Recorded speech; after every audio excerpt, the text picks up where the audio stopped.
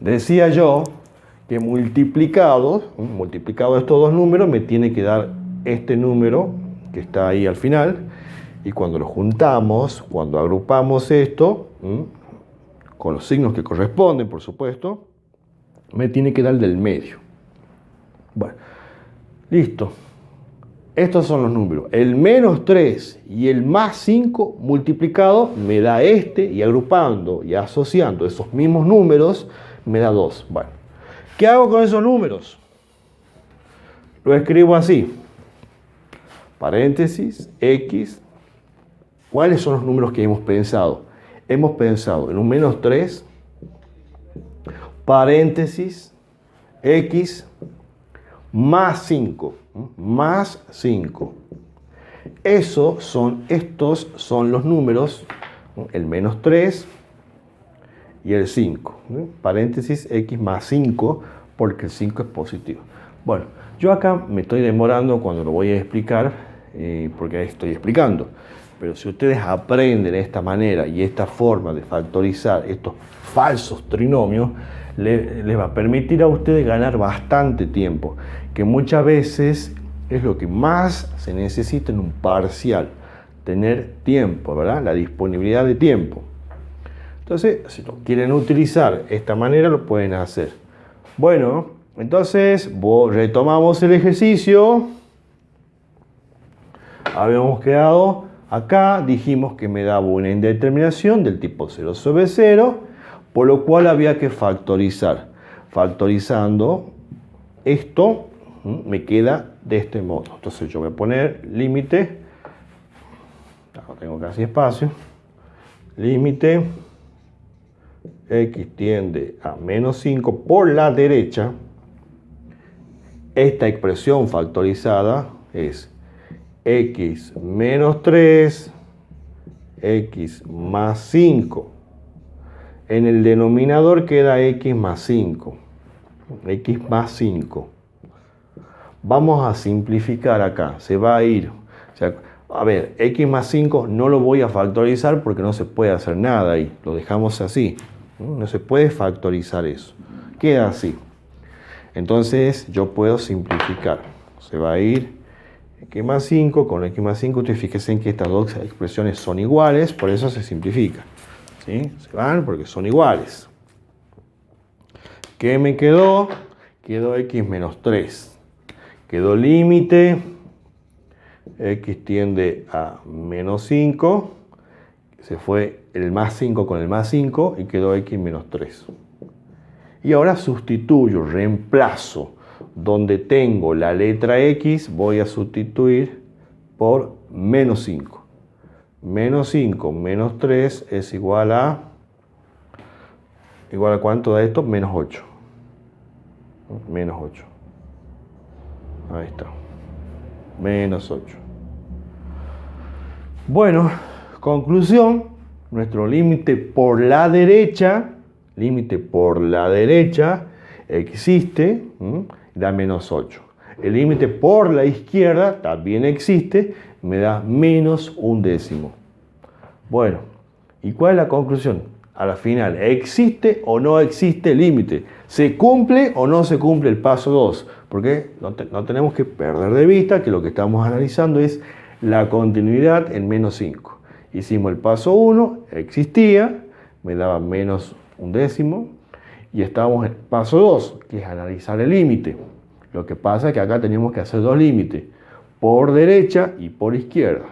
Por izquierda existe, me da menos un décimo, por derecha existe, me da menos un octavo. Bueno, pero ¿existe o no existe el límite?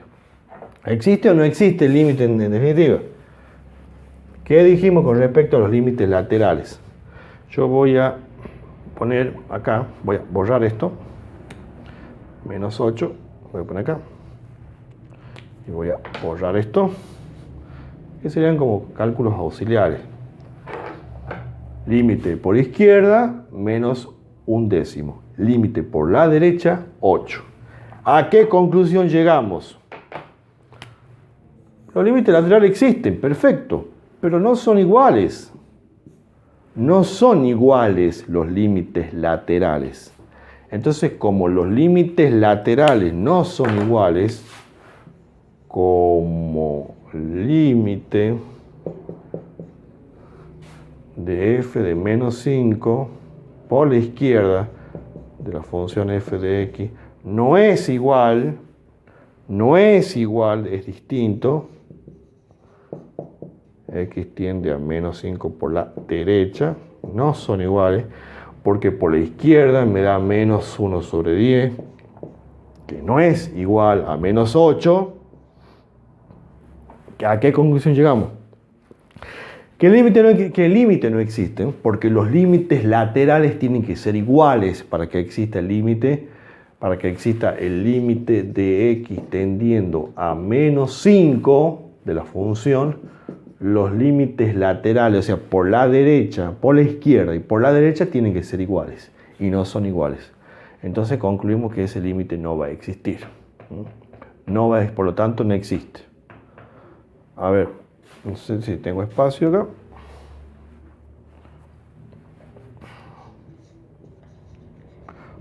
Por lo tanto,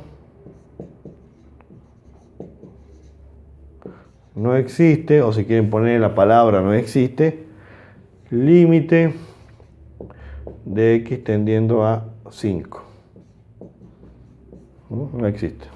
No existe. No existe. ¿Se cumplió el paso 1? Sí. ¿Se cumplió el paso 2? No se cumple, porque los límites laterales no son iguales. Existen, los que son por laterales sí existen porque dan valores numéricos, pero no son iguales. Entonces el límite, donde estoy, en el valor que estoy calculando, no va a existir, porque no dieron igual en los límites laterales. ¿Borro? Bueno, no es continua, y cuando no es continua, ¿cómo se llama? Discontinua. Conclusión de nuestro ejercicio: f es discontinua. Discontinua.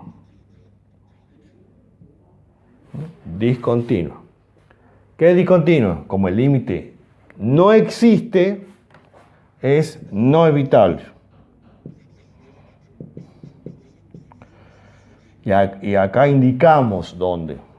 Esto está incompleto si lo dejamos así. Tenemos que decir dónde. ¿Dónde estamos analizando la continuidad? En x1, póngale en medio 1, como se llame, igual a menos 5. F es discontinua no evitable en menos 5. ¿Qué quiere decir que es no evitable?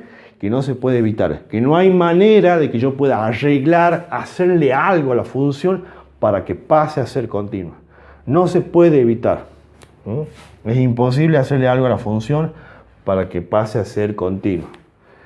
Cuando es f, cuando es discontinua evitable, es porque sí puedo hacerle algo a la función para que pase a ser continua. Eso es lo que llamamos redefinir, que le hacemos un arreglo, un toque a la función para que pase a ser continua, pero en este caso no se va a poder. Queda así.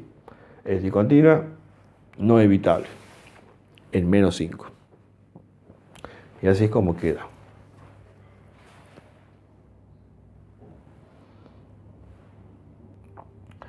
Bueno, también me pide que analice la continuidad, que analice en 1, dice. O sea que esta función es como si tuviera dos apartados. Me pidió en x igual a menos 5. Ya hicimos todo el análisis, nos dio que era discontinua no evitable. Pero también me pide que analice en el valor 1, en x sub 2 igual a 1. Bueno, tengo que hacer todo lo mismo, hacer los 3 pasos, todo lo que venimos viendo. O sea, verificar, comprobar que se verifican las condiciones, los 3 requisitos. Bueno, solo que acá me está pidiendo, fíjense ustedes, como yo explicaba en las clases anteriores, casi siempre nos piden que analicemos ese valor donde vamos a analizar, casi siempre aparece en las ramas. O sea, vieron que recién decía menos 5, bueno, ese número suele aparecer en cada una de estas ramas. Ahora me dio en 1. El 1 no está acá. Ahí dice menos 5, acá menos 5. No está en las ramas eso, ¿ves? Esa es la diferencia que hay con todos los ejercicios que vinimos haciendo hasta acá. Bueno, pero en realidad no es ninguna complicación. Es más sencillo la cuestión todavía. Dice, entonces en 1, lo que tengo que hacer es ver en qué rama está incluido el 1. ¿Qué rama me toma el valor 1? Esta rama, dice, toma los valores, dice, los X, los valores, los números que son menores que menos 5. Miren, si tenemos la recta numérica, acá está el 1, 2, 3, bueno, y así. 5, 6. Y hacia la izquierda del 0 tenemos el menos 1, menos 2, menos 3. Bueno, entonces esta rama toma los menores que menos 5. Acá está menos 5. ¿Quiénes son menores que menos 5? Menos 7, menos 6, menos 5. Bueno, no lo incluye el menos 5 acá, sino un valor anterior a ese puede ser, por ejemplo, menos 5,9, por ejemplo. Perdón, menos 5,1. Bueno, todos estos números son menores que menos 5. Yo quiero analizar la continuidad en x igual a 1. Entonces que esta rama no me sirve porque no está el 1. No está contenido el 1 en esta rama, porque esta rama toma los que son menores que menos 5. La rama del medio, acá toma los que son igual a menos 5. Y no me sirve, porque no estoy analizando el menos 5, sino estoy analizando en 1. Voy a la última rama que me queda, si x es mayor que menos 5, acá los mayores que menos 5 serían todos estos. Los mayores que menos 5 serían todos estos. Y justamente, fíjense, los mayores que menos 5 es 1, y ahí está tomado, acá está menos 3, menos 2, menos 1, 0, y ahí está el 1. Ahí está el 1, o sea que en la rama de abajo, esta es la rama que incluye, que está tomando al valor 1. Los mayores que menos 5 están en esta rama, porque los mayores que menos 5 son todos estos números, 0, 1, 2, 3, y acá llega a tomar acá llega a tomar al 1. Entonces, en esta rama voy a analizar los 3 pasos. En esa rama es donde porque en esta rama, ahí es donde está incluido, o ahí es donde toma el valor 1. 1 es un número mayor que menos 5, por eso es que voy a analizar todo en esa rama. Pero es más simple esto que todo lo que hicimos anteriormente, es mucho más sencillo. Entonces hacemos el paso 1, que es verificar si existe f de 1, porque estoy analizando en 1. ¿Y qué es lo que tengo que hacer? Es reemplazar. Donde tengo x, acá, ojo acá no vamos a hacer como veníamos haciendo. ¿Se acuerdan que antes yo tenía que fijarme donde tenga el igual? Para hacer el paso 1 me tenía que fijar que tenga el igual, mayor o igual, menor o igual. Bueno, acá no tomamos ese criterio, acá no tenemos que hacer eso. Ese criterio lo tenemos que hacer cuando estamos analizando en ese valor numérico, en ese número que aparece en todas las ramas, ¿ves? Como hicimos en el ejercicio anterior, como hicimos en todos los ejercicios anteriores, que siempre ese número me aparecía acá en las ramas estas, ¿sí? En esta columna, siempre aparecía ahí ese número. En este caso no vamos a tomar el criterio que diga mayor, no. Todo vamos a hacer acá, todo. El límite, el apartado 1, el apartado 2, el límite, f de 1 y el límite, todo lo vamos a hacer acá. No importa que tenga mayor, menor, no me interesa eso. ¿Estamos de acuerdo? Esa es la diferencia que había con todos los ejercicios que hicimos anteriormente. Entonces, todo lo hacemos acá, todo. Pero resulta que, a ver, ¿cuánto me da 1? Veamos, reemplacemos.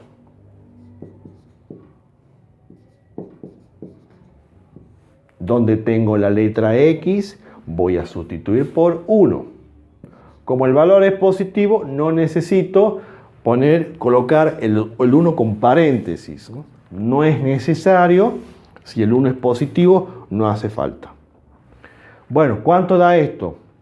Tenemos ahí 1, esto es un 1, esto es un 2, porque 2 por 1 son 2, tengo un 3. Entonces tengo 3 menos 15, eso va a ser igual a menos 12. Menos 12. Menos 12. En el denominador, 5 más 1 son 6. 12 dividido por 6 es menos 2. ¿Sí? Menos 2. ¿Existe f de 1? Sí, existe. ¿Cuánto vale? Menos 2. Digo un valor numérico, tranquilo, exacto, finito. Existe f de menos 2, vale menos 2. Ahí lo pongo ya directamente. Como dije recién, vamos a hacer todo lo que calculemos, lo vamos a hacer, o sea, f de 1 y el límite, todo vamos a hacer en la misma rama, en esa rama, porque ahí está incluido el 1. El paso 2 es analizar el límite. ¿Dónde lo hago? En la misma rama. Todo hacemos en la misma rama. Bueno, no va a tener mucho sentido hacer este paso porque como es la misma ecuación, la misma expresión, lógico que va a dar el mismo resultado. Porque el límite, en realidad, ¿qué es lo que hacemos cuando nos dan el límite? Es reemplazar donde tengo la letra X o la variable, el valor al que tiende, en este caso a 1. Si reemplazamos el 1 acá y acá, nos va a quedar, ya lo hicimos recién, nos queda menos 2. Bueno, se cumple el paso 1, se cumple el 1, se cumple el paso 2 y vamos con el tercer paso, que es, ¿se acuerdan que el tercer paso? En realidad no hay que hacer nada, solamente es comparar lo que me dio, el número que me dio en el primer paso con el número que me dio en el segundo paso. Entonces comparo f de 1, veo si es que es igual al límite de x tendiendo a 1. F de 1 me daba menos 2. Menos 2. Y el límite también da menos 2. Comparamos los números, son iguales. ¿A qué conclusión llegamos? Que se cumple el paso 3. Es decir, se cumplen los 3 pasos, los 3 requisitos. Entonces concluimos que la función es continua. Es continua porque se cumplió todo. Existe f de 1, existe el límite y además son iguales. El paso 1 y el 2 son iguales. Los valores numéricos que hemos obtenido son iguales. O sea, todo, básicamente cuando es continua, toda cuenta que yo hago me da el mismo número. O sea, todo lo que hago me da igual. Conclusión. F es continua. En x igual a, siempre tengo que indicar, ¿no? ¿Dónde estoy analizando? En 1. Listo. Bueno, este apartado era distinto a lo que veníamos haciendo hasta acá. Diferente, distinto. Porque siempre, en todos los ejercicios de límite que estuvimos haciendo recién, pasaba que ese numerito siempre me aparecía acá en las ramas. Siempre. Entonces, habíamos establecido como un criterio que decíamos que el apartado A se hace donde tenía el igual, mayor o igual, menor o igual, que el límite se hacía donde teníamos mayor, menor, ya hemos visto todo eso en las clases anteriores, o si no tenía mayor y menor íbamos a tener distinto. Pero en este caso, ese numerito no me aparece en la rama, entonces es más simple todavía. Estos 3 pasos directamente se lo va a hacer siempre en la rama que lo incluya, que lo tome. Me fijo en qué rama está ese número. Y ahí hago el paso 1 y el paso 2 lo hago ahí. El 3 solamente es una comparación nada más de 2 números. ¿Sí? Bueno, así es entonces con respecto a ese punto, con respecto a ese ejercicio.